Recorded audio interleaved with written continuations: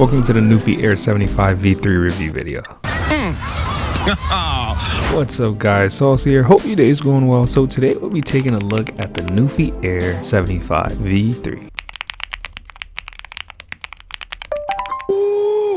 Now that's the sound of a low profile keyboard. Honestly surprising, and I'm very impressed. I've tried multiple Newfie products, multiple Newfie keyboards. You guys know the last one that I tried was the Kick 75, which was a convertible high profile and low profile keyboard. This is not that. We'll talk more about the details of the keyboard later on in the video, but before we get started, if you would like a keyboard stand to showcase your keyboard, either on an IKEA Scholess pegboard, on your wall, or on your tabletop in your setup, check out my 3D model. You won't be disappointed. Shout out to Newfie for sending this keyboard out. Anyway, let's get started. So this is the Newfie Air 75 V3, and orders after July 10th are being shipped out right away. It may say pre-order on the website, but no, they're being shipped out right now. In the box, you get a USB-C cable, a keycap and switch puller, extra keycaps, the media knob, a 2.4 GHz dongle attached to the keyboard, and a screwdriver. This keyboard has that same cool feature the Gem 80 had. The top case is aluminum, and then the bottom case is ABS. The plate material is PC, and then the keycaps are double shot PBT keycaps. I'll put the full specs on the screen, but this keyboard is a tri-mode keyboard. You get 2.4 GHz, 5.0 Bluetooth, and wired. But you have to be aware with Bluetooth, you only get 125 Hz polling rate, and you only get 1000 Hz polling rate in 2.4 GHz or wired. The stock configuration is an ANSI 75% keyboard. As you can see, there are different options in the layouts that you can get. The keyboard is gasket mounted while the stabilizers are plate mounted. It's also hot swappable, which means you can take out the switches if you don't like these switches and change them out to a different type of switches. The bottom of the keyboard has the translucent design, and there's 2 levels of feet, so that you can raise it up to where you like your keyboard. Changing out the keycap and switch for the media knob is pretty simple. You just take off one screw, pull the bottom piece off, and then insert the media knob, and then screw that in. It's a really simple process. I recommend doing it if you like the media knob, and I always do say go for the media knob because it's really useful. I use it every day. The price that this keyboard is at is $140, and the V2 is about $110. So $30 for an upgrade for this keyboard doesn't seem too bad, and I'm thinking if you were already going to get the V2, definitely go for the V3. All right, so let's talk about the differences between the V2, V3. So with the new V3, you're getting new Gateron low profile 3.0 switches, which has a longer travel distance, 3.5 millimeters compared to the 2.8 millimeters. Definitely sounds deeper and feels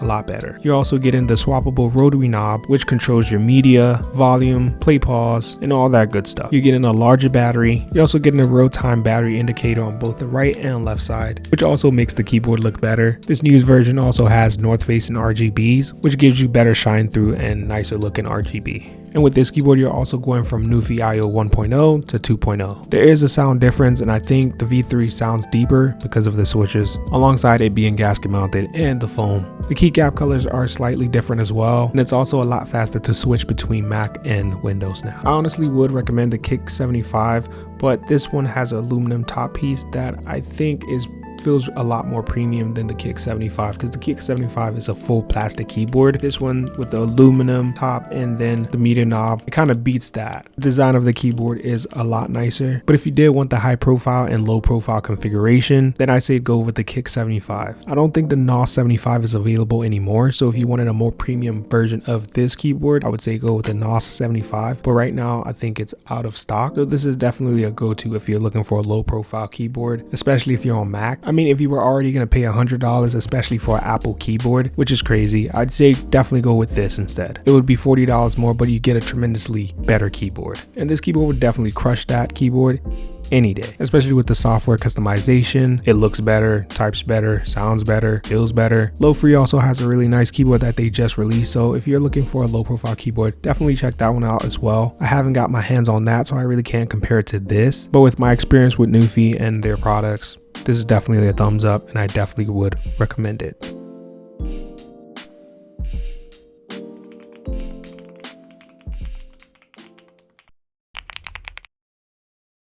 So this is the Newfie Air 75 V3 landing page, and as you can see, it comes in Nova White and Nebula Black. You can order it with the red nano, brown nano, or blush nano. Blush nano looks like it might not be available right now. Some versions are currently available and others are in pre-order phase. Comment below and let me know which color you guys like more, the white one or the black one. The white one does come in 5 different profiles, whilst the black one comes in only 1 profile. There's so many add-ons you can add to the keyboard, like the new folio, shine through keycaps, a wrist rest, desk mats, or extra switches. You can scroll through this page and you see all the specs are here for the keyboard and everything that comes with it. Pretty neat. And you can see how this keyboard is definitely aimed at Mac and Apple users, because there's this page specifically for that. And the page is laid out similar to how Apple makes their web page. If you've ever been to apple.com, you'll see what I mean when I start scrolling down, right? So it has these cool things, these cool features about the keyboard. And then you get down here. This is like one of the cool features that Apple has, a page where they have these cool animations as you scroll. I love that Newfie made this page because it really shows you how much they believe in the product, that it will work for Apple users. Okay, I'm done yapping.